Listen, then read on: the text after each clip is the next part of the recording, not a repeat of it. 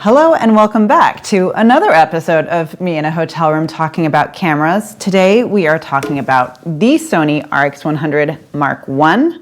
I'm excited to share all of my notes. Can't even get them all up.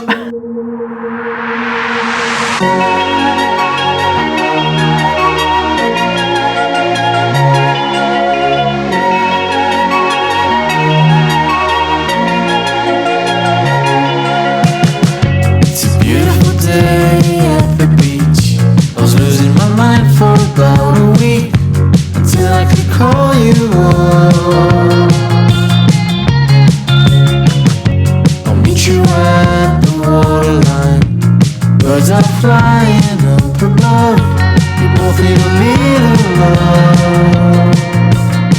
Alright, so this is a camera you have almost certainly heard about. It is the original RX100, of which there are now like a million variants. I think we're down to the 7 or up to the 7, something like that, RX100 Mark 7.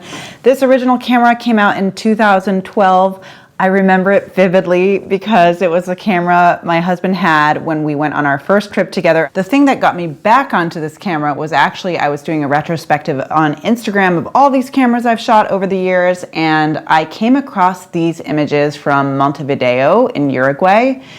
And I was on a job there and I used just this camera, and I was so struck by these images, and I was like, wow, this was a great camera. Like, this was the first one, the OG. I've got to get another version and try it out again. So here we are, 11 years later, I can do math, and this camera definitely holds up, spoiler alert. So let's, as always, kick off with some specs. Again, high level specs. I'm not going to get too far into the technical details.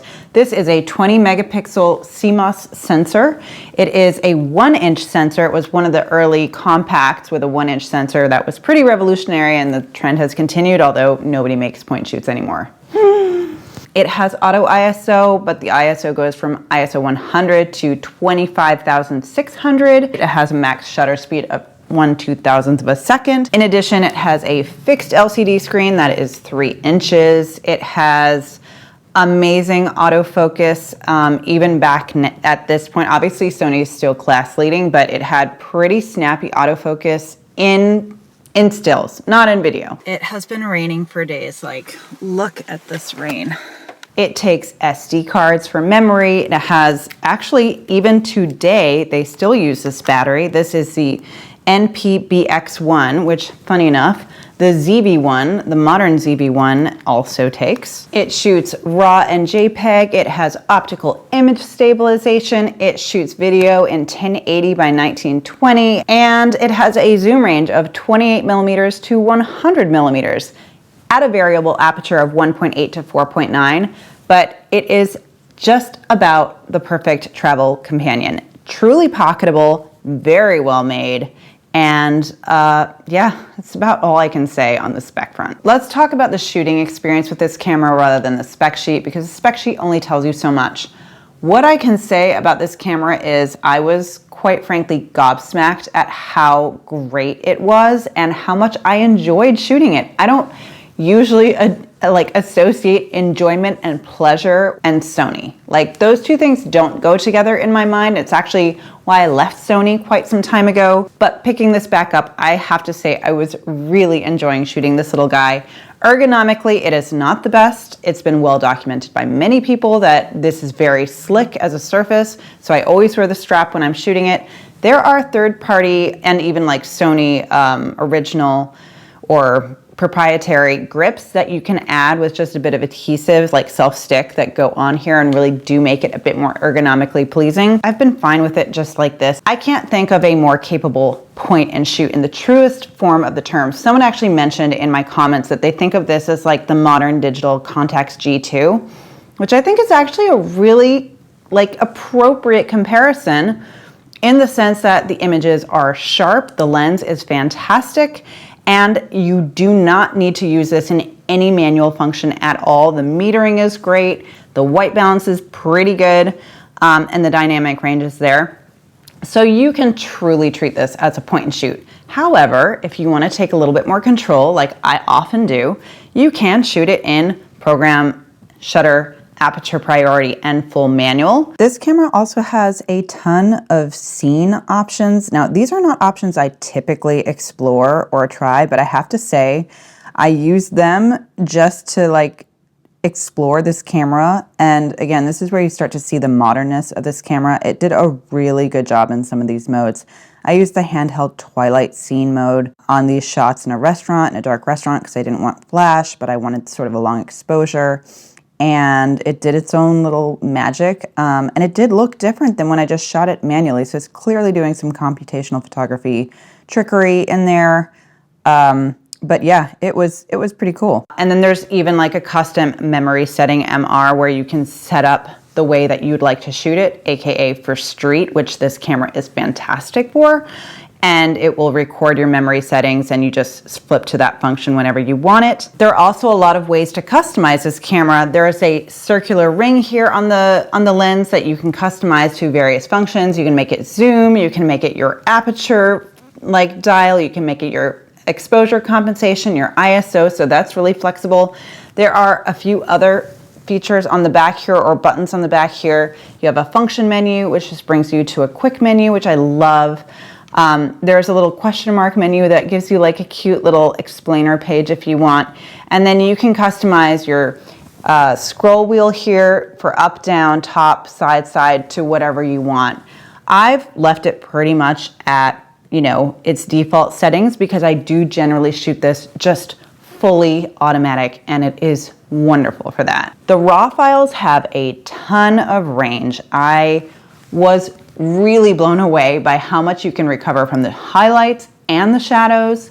This is not a camera I was even shooting like at negative compensation to cover for the highlights. It manages the highlights pretty darn well. The metering is really pretty spot on and you can definitely dial up or dial down your images as need be. Very, very flexible and recoverable files. There is unquestionably some vignette on the lens, particularly on the wide end, as well as some distortion, but these are easily correctable in post. I don't really worry about those factors in new or old cameras. Yeah, Lightroom is your friend. There is no EVF on this body, which I thought would really bother me.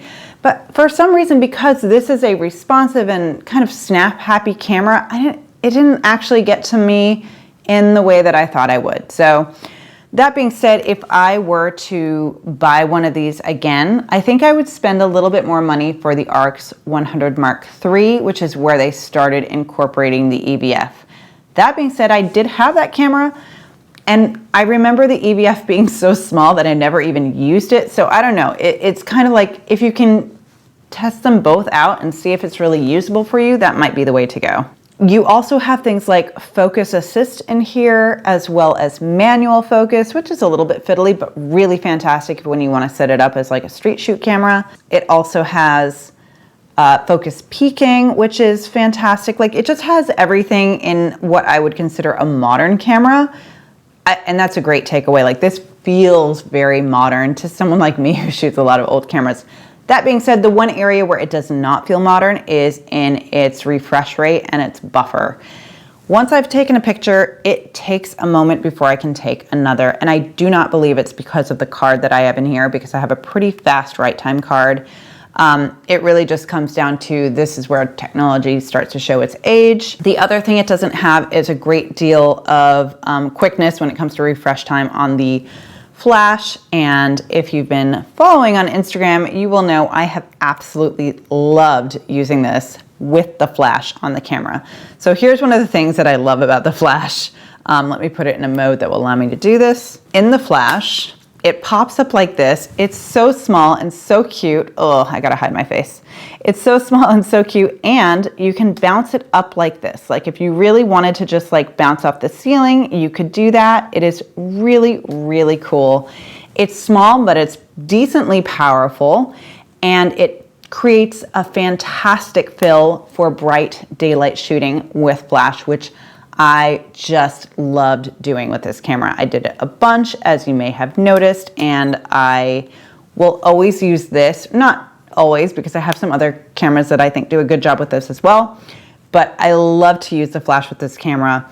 in that contact style. It also has active steady shot, which is really nice. I think it's great that it's there for video. I really didn't dig into the video features here, but I did shoot some video with it. Okay, so I have a box waiting for me. I just got a notification that it's just arrived. But the active steady shot is also super, super handy for stills. So you can take longer exposures without worrying about camera shake, which is a real plus. I also love, and this is like a really dumb small thing because I barely shoot macro photography, but sometimes you want to get in close to a subject, and a lot of cameras you have to go into macro mode in your focusing.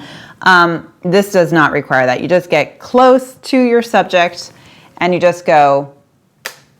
One of the downsides is it definitely has pretty short battery life, so you're absolutely going to want to pick up backup batteries if you use this, but they're like little chiclet packets. They're so tiny that like carrying a few extra of these little guys it's not going to be a big issue at all. And again, they're third parties available easily and cheaply. It also has things like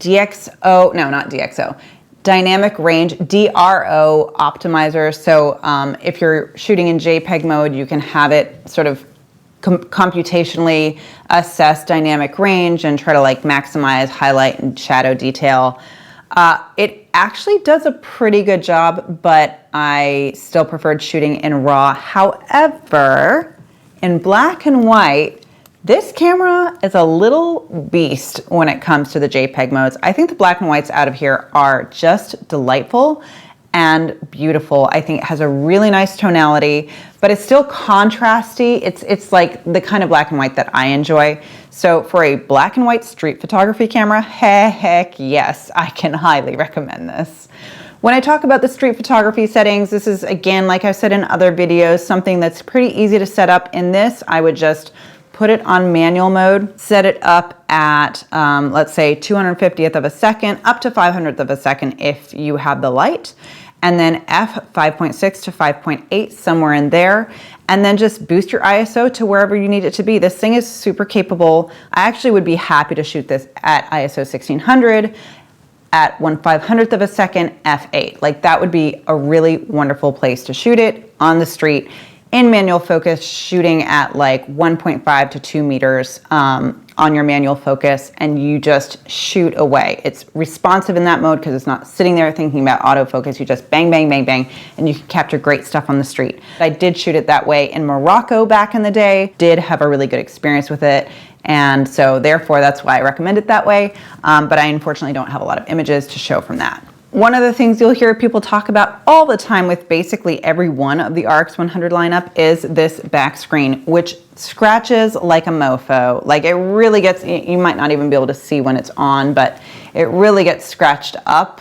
It's not really very visible. There we go, now you can see it. It gets scratched up pretty hardcore, and when you don't have an EVF, that's a little bit frustrating. Now, there is a trick for this. I will put a link down below, but it comes with this like screen protector on it that people don't usually know, and you can pry that off and replace it, and you are good to go next to new with your back screen. However, with these older models, some people have already figured that out and taken it off because it bubbles and it does all this weird stuff, and they don't know that they can replace it, or they don't think to replace it. And so in my case, that back screen protector had already been removed and no one replaced it. So these scratches are on the screen and they're not coming off. But it's a good screen. It's a visible screen. It's a bright screen. And so I can totally still see my picture even with all that madness that's on there.